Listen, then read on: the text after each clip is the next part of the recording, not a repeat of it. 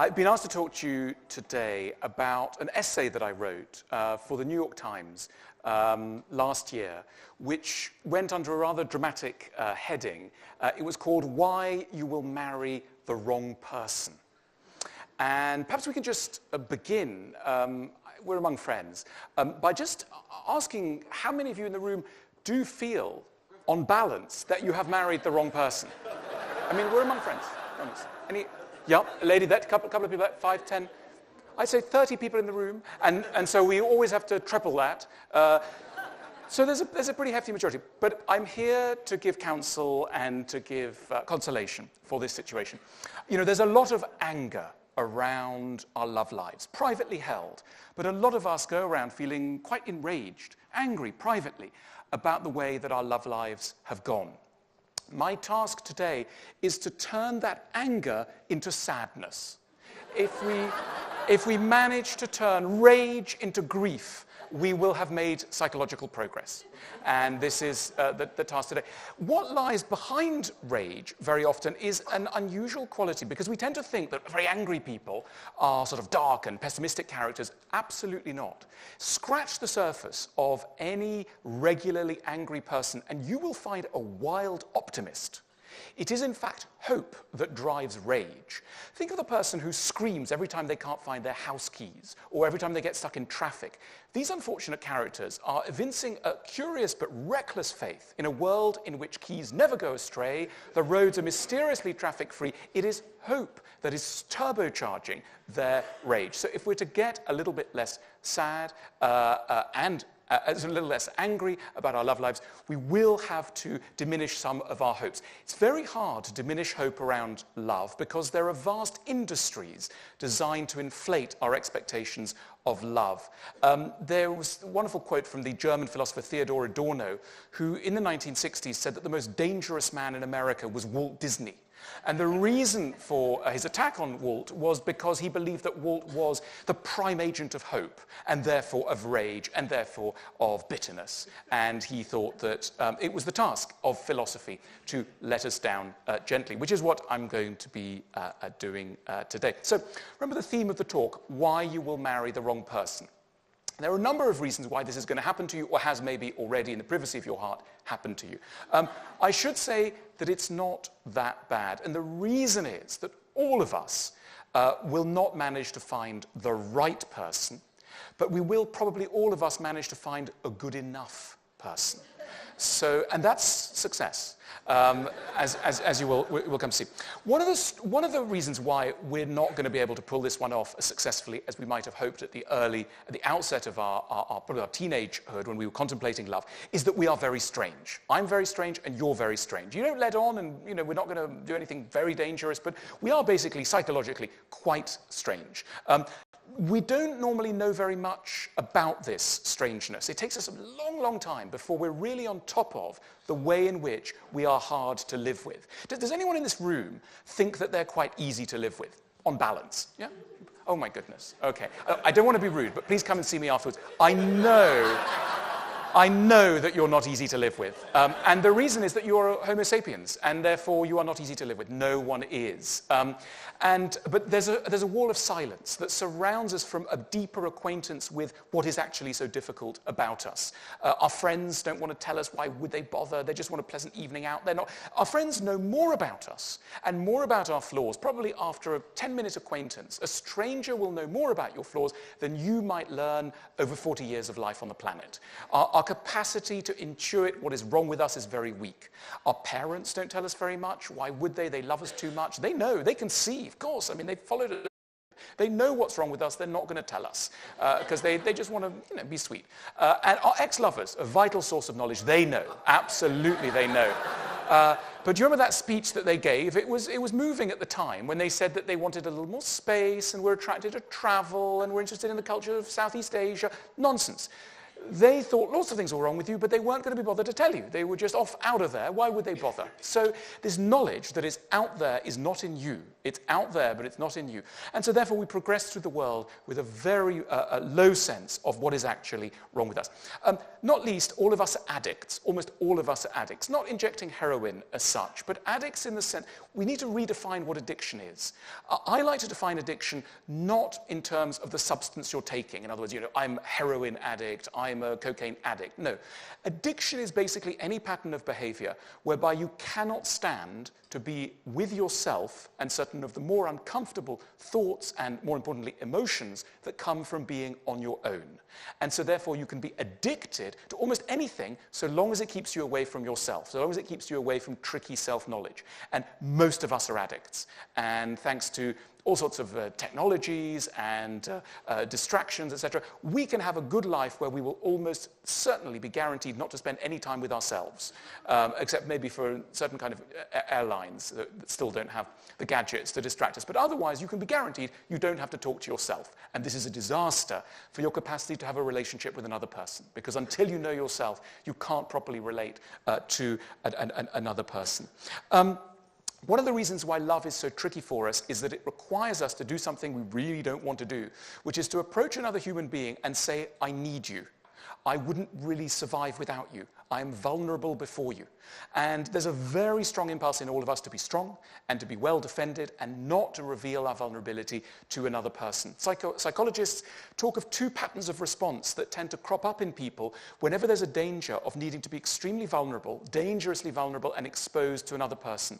The first response is to get what psychologists call anxiously attached. This is attachment theory, some of you may know.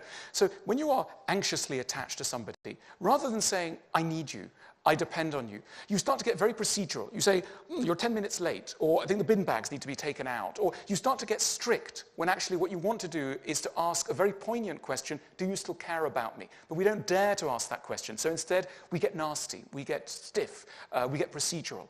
The other pattern of behavior, which psychologists have identified, and it tends to apply to people who are in this room, in other words, A-types, very outgoing types, strivers, you become, in relationships, tell me if I'm wrong, you become what is known as avoidant, which means that when you need someone, it's precisely at that moment that you pretend you don't. When you feel most vulnerable, you say, I'm quite busy at the moment. No, I'm fine, thanks. I'm busy today.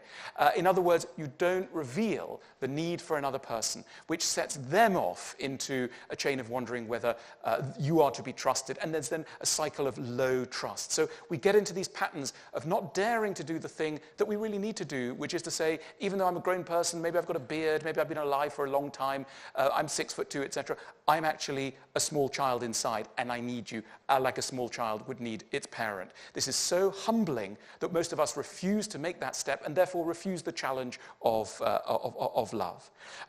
In short, we don't know very much how to love. And it sounds very odd, because imagine if somebody said to you, look, all of us probably in this room would probably need to go to a school of love. We think, what, a school of love? Love is just an instinct. No, it's not. It's a skill, and it's a skill that needs to be learned, and it's a skill that our society refuses to consider as a skill. We are meant to always just follow our feelings. If you keep following your feelings, you will almost certainly make a big mistake in your life. What is love? Ultimately, love, I believe, is something, first of all, there's a distinction between loving and being loved. We all start off in life by knowing a lot about being loved. Being loved is the fun bit. That's when somebody brings you something on a tray and asks you how your day at school went, etc. And we grow up thinking that that is what's going to happen in an adult relationship. We can be forgiven for that. It's an understandable mistake, but it's a very tragic mistake, and it leads us not to pay attention to the other side of the equation, which is to love. And what does it really mean to love? To love, ultimately, is to have the willingness to interpret someone's, on the surface, not very appealing behavior in order to find more benevolent reasons why it may be unfolding. In other words, to love someone is to apply charity and generosity of interpretation. Most of us are in dire need of love, because actually we need to have some slack cut for us, because our behavior is often so tricky that if we don't do this, we wouldn't get through any kind of relationship. But we're not used to thinking that that is the core of what love is. The core of what love is the willingness to interpret another's behavior. what we tend to be very bad at is recognizing that anyone that we can love is going to be a perplexing mixture of the good and the bad.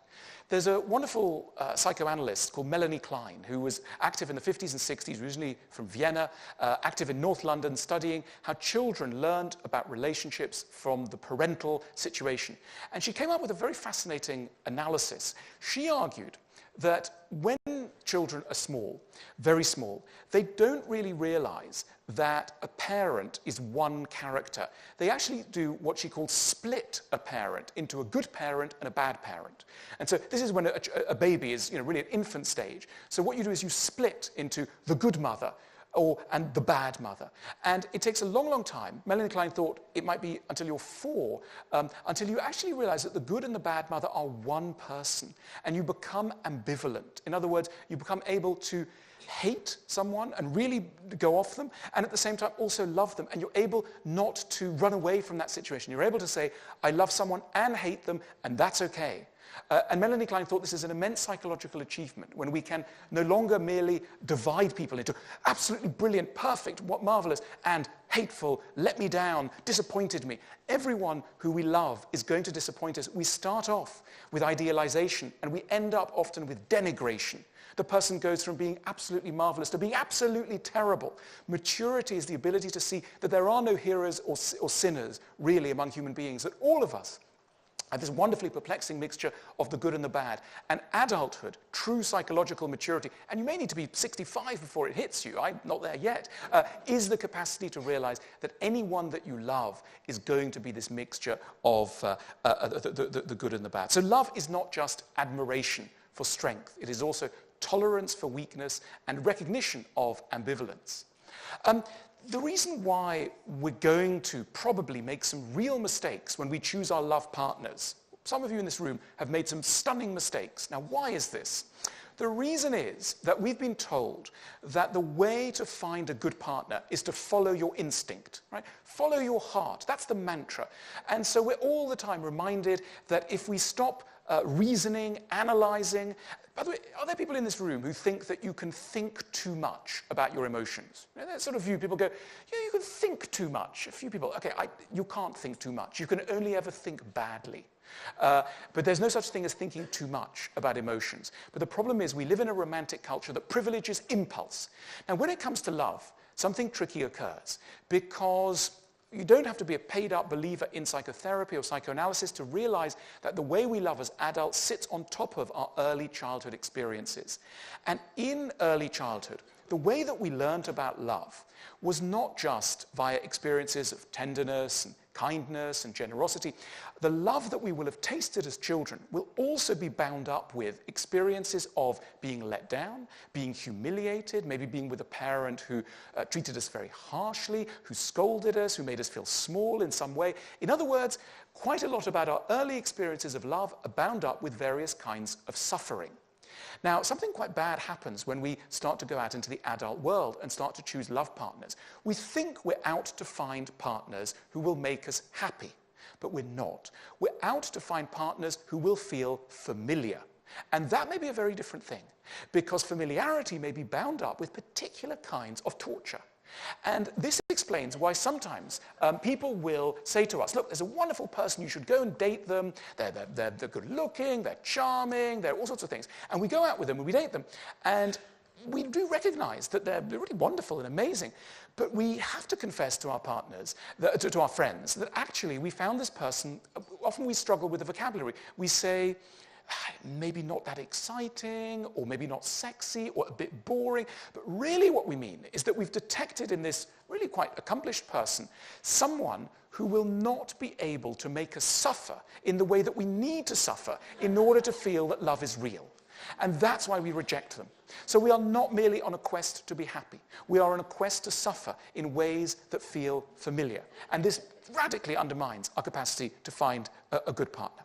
Here's another reason why we're going to come unstuck in the field of love. We tend to believe that the more a lover is right for us, the less we're going to have to explain about who we are, how we feel, what upsets us, what we want. We believe, rather as a young child believes of its parent, that a true lover will guess what is in our minds. One of the great errors that human beings make is permanently to feel that other people know what's in their minds without us having said what's in our minds. It's very cumbersome to use words. It's such a bore. And when it comes to love, we have this deep desire that will simply be understood wordlessly. It's touching, it's a beautiful romantic idea, but it also leads to a catastrophic outbreak of sulking. Now, what is sulking? Sulking is an interesting phenomenon. We don't just sulk with anyone. We sulk with people who we feel should understand us, and yet for some reason have decided not to. And that's why we tend to reserve our sulks for people who we love and who we think love us. And they tell us something, they unwittingly will trigger a negative reaction in us, and we'll sulk. And they'll say, "What's wrong with you, darling?" And we'll say, "Nothing." And they'll say, "But come on, you're upset." And we'll go, "No, I'm not. I'm absolutely fine." And it's not true. And we'll go upstairs and we'll shut the door and we won't tell them what's wrong with us. And then they'll knock at the door and they'll say, "Please, just tell me." And we'll say no, because we want them to read our souls, because we expect that a true lover can understand what we feel and who we are without us speaking. This is a catastrophe for our capacity to form lasting relationships. If you do not explain, you can never be understood. The route to a good marriage and to good love is the ability to become a good teacher. Now, teaching sounds like a narrow profession. Those guys in tweed jackets and fusty with a chalkboard, etc. I'm not talking about that kind of teaching. All of us, whatever our job aspirations, whatever it is we do, have to become teachers. Now, teaching is merely the word that we give to the skill of getting an idea from one head into another in a way that is likely to be accepted. And most of us are appalling teachers. Most of us teach when we're tired, when we're frightened. What are we frightened of? We're frightened we've married an idiot. And because we're so frightened, we start screaming at them. "You've got to understand." And the thing is that unfortunately, by the time you've started to humiliate the person you want to understand something, lesson over. You will never get anyone to understand what you want them to understand so long as you make them feel small. In order to teach well, you need to be relaxed. You need to accept that maybe your partner won't understand. And also, you need a culture within a couple that two people are going to need to teach each other and therefore also learn from one another. And this brings me to the next reason why you're going to have a very unhappy relationship, probably. And that is because you probably believe that when somebody tries to tell you something about yourself that's a little ticklish and a little uncomfortable, they are attacking you. They're not. They're trying to make you into a better person. And we don't tend to believe that this has a role in love. We tend to believe that true love means accepting the whole of us. It doesn't. No one should accept the whole of us. We're appalling. You really want the whole of you accepted? No, that's not love. The full display of our characters, the full articulation of who we are, should not be something that we do in front of anyone that we care about. So what we need to do is to accept that the other person is going to want to educate us and that it isn't a criticism. Criticism is merely the wrong word that we apply to a much nobler idea, which is to try and make us into better versions of ourselves. But we tend to reject this idea very strongly. Is there any hope? Of course there's hope. Look, I mentioned the word good enough. It's a phrase taken from a wonderful English psychoanalyst called Donald Winnicott. He had a lot of parents who would come to him and say things like, "I'm so worried, I'm not a good parent, my child has this problem or that problem," etc. And he came up with a wonderful phrase. He said, "You are most likely to be a good enough parent." And it's a relief from our otherwise punishing perfectionism. The good thing is that none of us are perfect, and therefore we don't need perfection. And the demand for perfection will lead you to only one thing: loneliness. You cannot have perfection and company. To be in company with another person is to be negotiating imperfection every day. Incompatibility. We are all incompatible. But it is the work of love to make us graciously accommodate each other and ourselves to each other's incompatibilities. And therefore, compatibility is an achievement of love. It isn't what you need from the outset. Of course, you're not going to be totally compatible. That's not the point. It is through love that you gradually accept the need to be compatible. We probably can't change our types, right? So all of us many of us have got types who are going to cause us real problems. They may be too distant, they may be arrogant, they're going to torture us in some way. Now, friends casually say to us, chuck them, get out the relationship, etc., right? No, I don't, we're realists here at Google, and I'm giving you realistic advice. You're not going to manage to change your type. Let's get that for granted. What you can do, and this is a big achievement, is to change how you characteristically respond to your tricky type. Most of us have formed the way that we respond to tricky types in early childhood. So we had a distant parent, we've now chosen a distant lover. When we were very young, we responded to that distant parent by attention-seeking. We rattled and banged. And now we're adults, we rattle and bang in our own way. And we think that's going to help. It doesn't. It creates a cycle that's going to be a vicious cycle that's not going to get us anywhere. It is open to us at any time to have a more mature response to the challenges that the types of people we're attracted to are going to pose for us. And that is an immense step forward, an immense achievement. The other thing we should do is recognize the nobility of compromise. One of the most shameful things to ever have to admit is to say, this is my partner, I've compromised. In choosing them, I've compromised. Oh, why have you compromised? Well, I'm not that attractive myself. I've got lots of problems. I'm a bit nutty. Frankly, I couldn't pull anyone better, but they're very nice. They're okay. Now, you would think, loser. It's not true. Compromise is noble. We compromise in every area of life. There's no reason why we shouldn't compromise in our love lives. Maybe we're sticking around for the children. Good. People say, oh, they're only sticking around for the children. That's a wonderful reason to stick around. Why else are you going to stick around? Okay, so let's look a bit more benevolently at the art of compromise. It's a massive achievement in love. I'm going to end with a quote from one of my favorite philosophers, Danish 19th century, very gloomy philosopher called Kierkegaard. And Kierkegaard, in his book, Either Or, had a wonderful outburst where he basically said, of course, you're going to marry the wrong person and make the wrong decisions in a whole row of areas. And the reason you're going to do this is that you're human. Therefore, do not berate yourself for doing what humans do. This is what he says. Marry and you will regret it. Don't marry, you will also regret it. Marry or don't marry, you will regret it either way. Laugh at the world's foolishness, you'll regret it. Weep over it, you'll regret that too. Laugh at the world's foolishness or weep over it, you will regret both. Hang yourself, you will regret it. Don't hang yourself, you will regret that too. Hang yourself or don't hang yourself, you will regret it either way. Whether you hang yourself or don't hang yourself, you will regret both. This, gentlemen, is the essence of all philosophy. Thank you very much.